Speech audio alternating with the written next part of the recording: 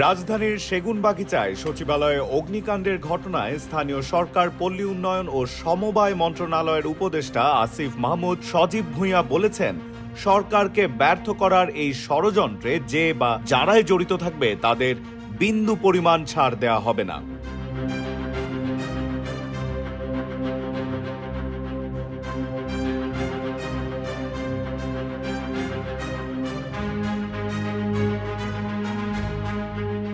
আসিফ তার ফেসবুকে লিখেছেন, স্থানীয় সরকার, পল্লী উন্নয়ন ও সমবায় মন্ত্রণালয়ের বিগত সময়ে হওয়া অর্থ লোপাট, দুর্নীতি নিয়ে আমরা কাজ করছিলাম।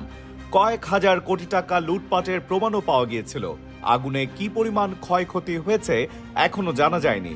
আমাদেরকে ব্যর্থ করার এই ষড়যন্ত্রে যে বা যারাই জড়িত থাকবে তাদের বিন্দু পরিমাণ ছাড় দেওয়া হবে না। এই মুহূর্তে আছি নীলফামারীতে, যত দ্রুত সম্ভব ঢাকা ব্যাক করছি।